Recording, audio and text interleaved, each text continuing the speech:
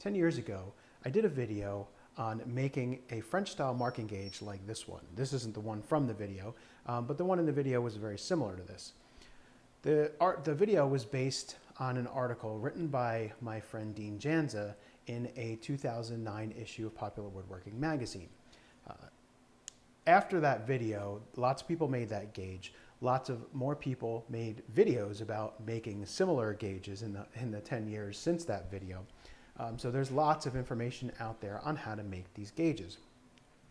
There's one problem that I find with these gauges though, is that as you use them over time, the fence tends to loosen up a little bit. And that's because the whole thing is square. And over time, things compress and you'll get a little bit of wiggle in the fence, you'll get a little bit of wiggle in the beam because you're pressing against a flat surface down here. Also, over time, the fence itself tends to get scratched up and a little bit worn. This one I've resurfaced a couple times already just by taking a hand plane to it, which is perfectly fine. You can do that. But since the video, over the last 10 years, I've come up with a few improvements that I think will make this gauge even better. And given folks modern day appreciation for really beautiful tools, I think this one is going to fit the bill. So this is what I've come up with. To start, we've got some brass wear strips inlaid into the fence. That's going to prevent a lot of the wear that occurs from using the gauge because the brass will take most of the abuse instead of the wooden fence itself. I've upgraded these wedges to some ebony. You don't have to do that. The original was the same species as the gauge. This gauge is maple. The wedges are made out of ebony. The cutter now is an actual knife instead of a pin shaped like a knife. And this does a much better job cross grain than the pin style gauges do. I still keep pin style gauges around because they're fantastic for greenwood. Knife style gauges are terrible for greenwood. So you really don't want to use these for green woodworking. You want to stick with the pin style gauges. But most people tend to like knife style gauges for working in dry hardwoods, dry softwoods. So this one's got a nice knife.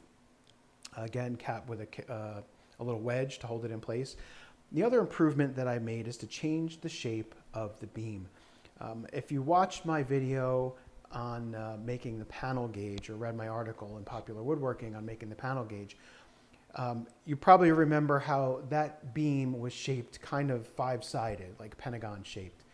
And that was so that when the screw put pressure on the top of the beam, it pushed that beam into a corner and locked everything in place. In fact, I have that gauge right here.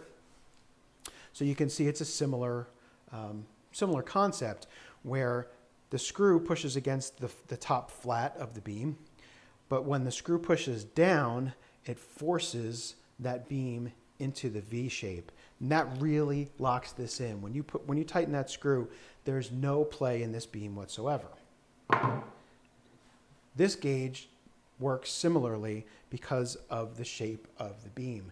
When you tighten this wedge, it drives that beam down into the bottom of that circular shaped mortise. And there's no movement in this beam whatsoever. This is super rigid, super solid.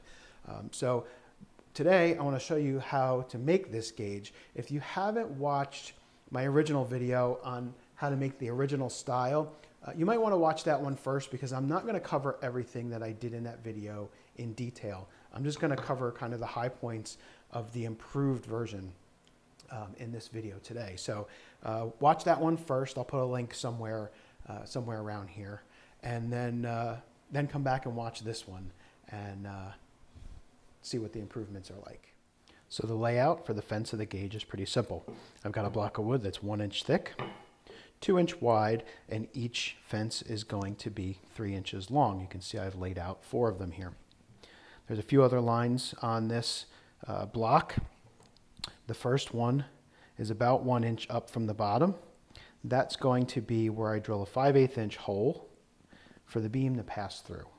That'll be chiseled out a little bit later into a different shape mortise. The second line here that you can see at the top, that's a center point.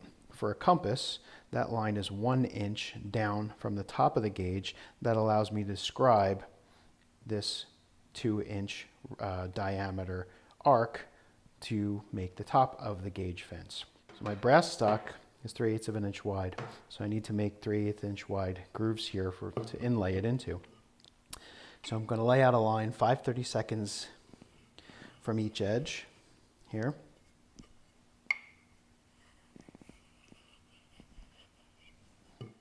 And then a second line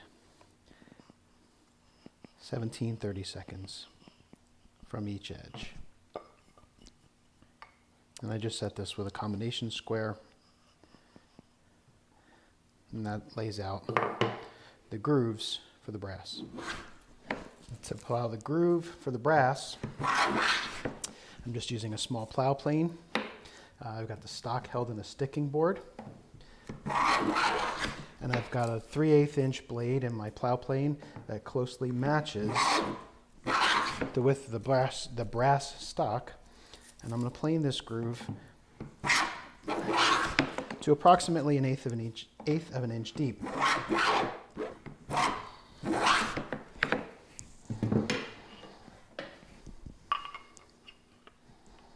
Just check frequently to make sure you're not going too deep and that your brass stock is going to fit. You want to leave it a little proud because we'll file it down later flush. So if you have a drill press, this is probably the fastest way to bore these holes for the beam mortises. If you don't have a drill press, you can do it with a brace and bit or even a hand drill, like a cordless hand drill. So with the holes bored, I'm going to scribe a line tangent to the top of that beam mortise because we're going to square the top of the mortise off. However, do not square off the bottom of the beam mortise. That's going to stay round. I'm also going to take a marking gauge and just gauge in some lines on the sides to mark that tangent. Again, just on the top part of that hole, that mortise, because we're going to leave the bottom part rounded. So now I'll just take a 3/8 inch chisel and I'll square up the top of this beam mortise. And I'm going to do this from both sides and meet in the middle.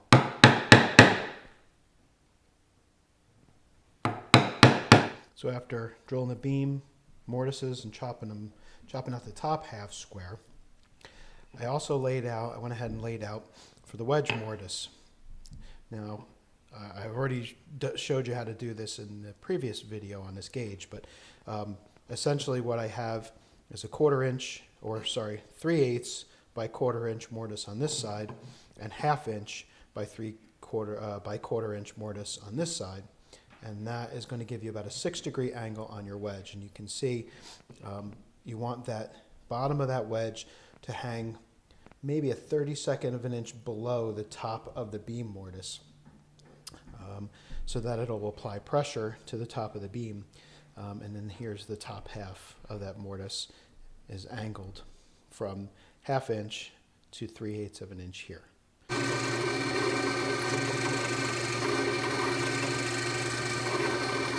All right, so I shaped a little scrap piece of wood to the shape of what the beam is going to be. And this is just to back up the mortise as I chop this out.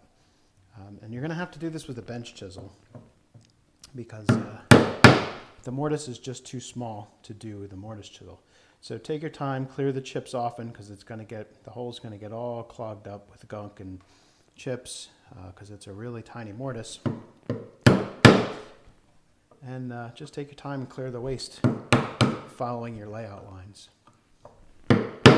So I just planed some stock, a little bit oversized, so that the width would tightly fit the mortise in the fence.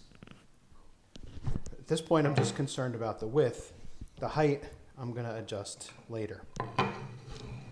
And then what I did is I laid out another mortise, Okay, it's another 1/4 inch wide mortise. It's 3/8 of an inch long on the top of the beam, and it's 5/16 of an inch long on the bottom of the beam. So again, we have another wedge shaped mortise, square along the back, tapering along the front side. This is going to hold our knife and our wedge.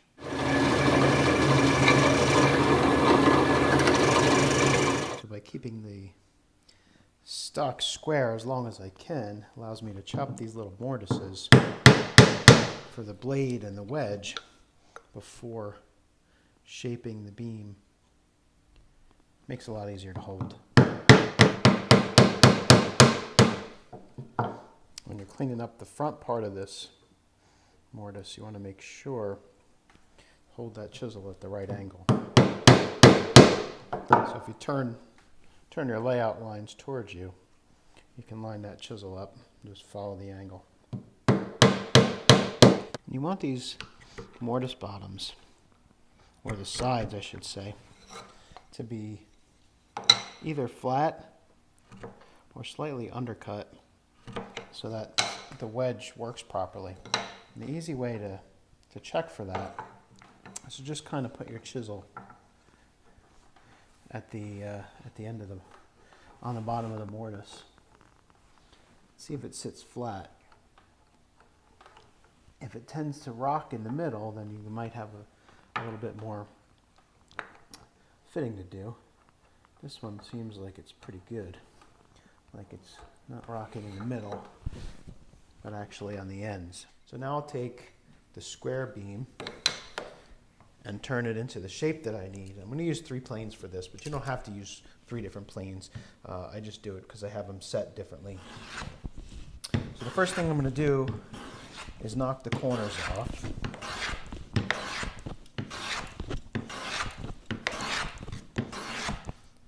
And with this coarse set jack plane, that happens pretty quickly.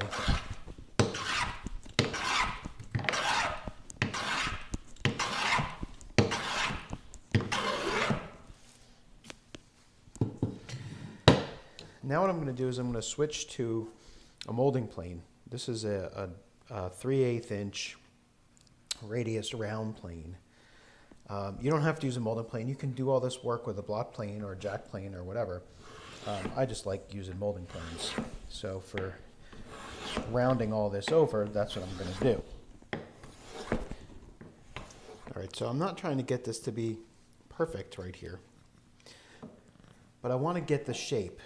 So that's the general shape that I want for the beam to match that hole. And I want to get that generally to fit the hole. Now this one is a little bit too tall still, so I've got to plane that down in order to fit into its fence. So I'm going to keep working on it, planing the flats, and if I have to, replaning the curve as well, until it fits into its mortise.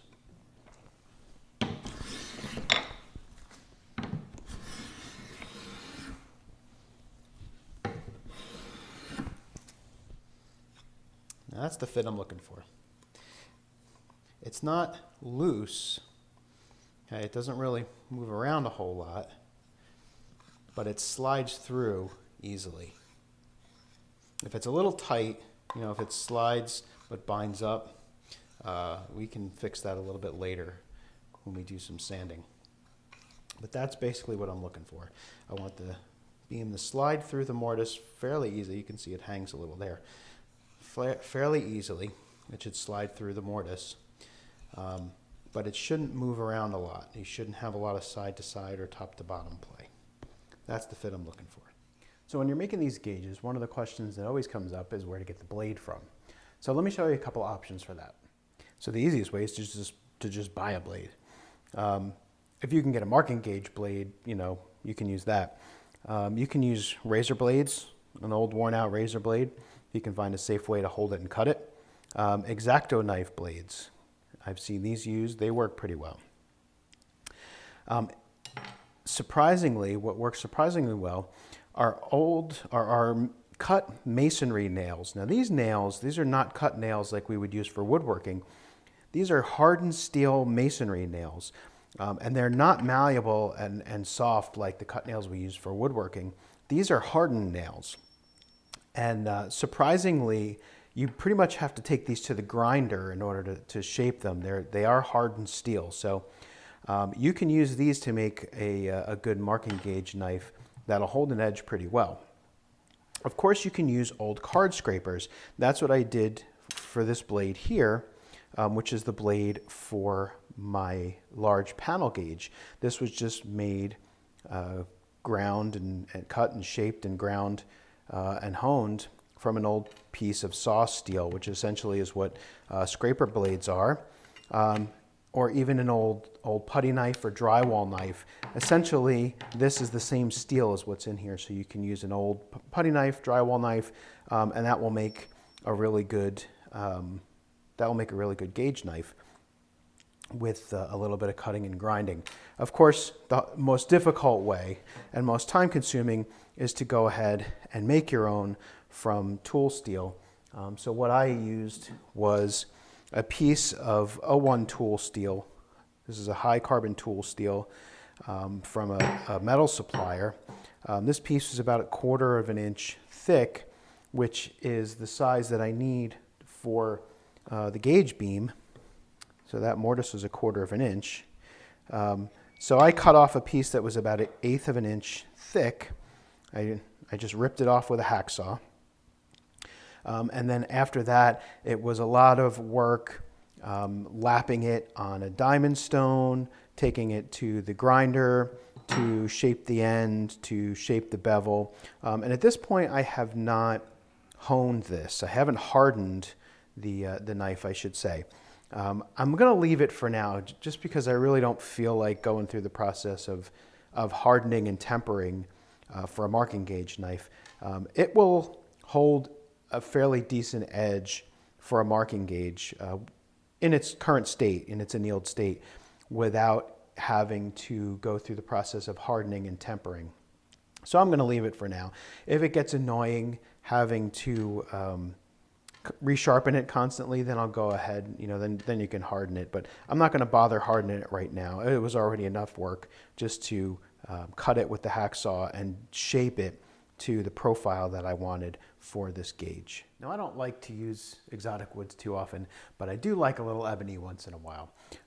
After I finished shaping the knife on this, I went ahead and rough fit the wedges. Now, obviously, these aren't done yet, but you kind of get the idea of where they start out. So all I really did was size some ebony to about 1/4 of an inch thick so that it would fit these two mortises. And then use the hand plane upside down in the vise to go ahead and shape the wedges until they just barely fit, leaving lots of extra, because now comes the fun part where we get to do all the shaping and make this thing look pretty. So the first thing that I'm going to do, though, before I do the final shaping on the wedges and make everything nice and pretty, is I want to cut the curved part on the top of the fence, and I want to inlay that brass in there. All right, so what I've done is I just taken a brass from some longer pieces, from a longer piece of brass, and I've cut it oversized. You can see I bevel the top here to start that curve and make less for me to file later. Now, the problem with this brass, though, is when you get it, it typically comes pretty tarnished. So you're going to need to clean that up before you can glue it in. So what I like to do is just take some 220 or 320 grit sandpaper, and you want to clean all that tarnish off. And the scratches from the sandpaper is also going to give it, the glue, a little more room to bite. I just have this piece of paper down here to protect my workbench a little bit. Not really to protect the bench, but to keep the metal filings from getting into the grain of the wood of the bench, because I don't want the metal transferring to another project. And for the edges, I'll typically just lay the sandpaper on something flat. You can put the brass up on edge.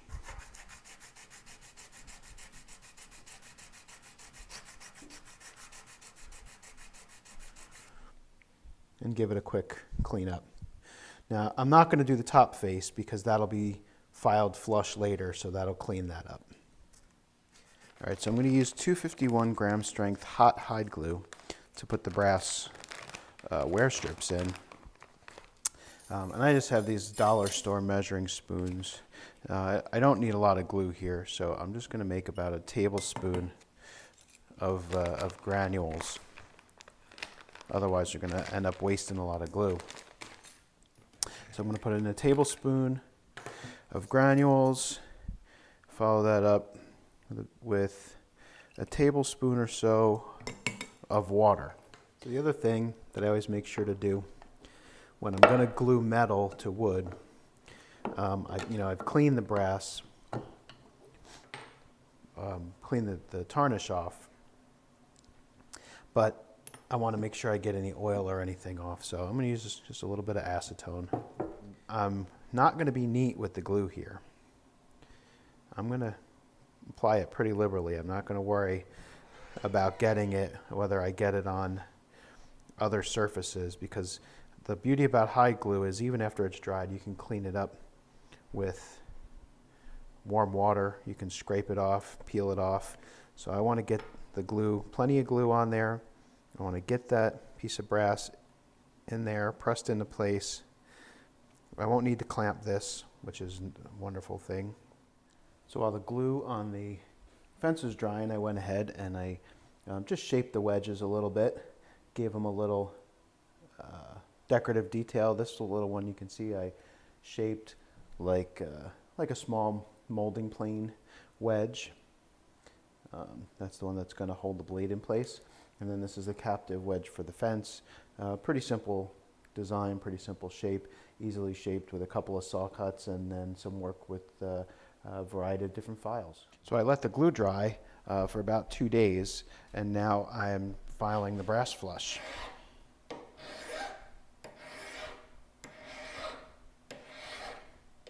With the brass filed flush to the face, all that was really left to do was the finish work to make it look pretty. I started off by cutting this bevel on the back side of the fence. It's a 45-degree bevel, about a 1/2 inch by 1/2 inch. You don't have to do that.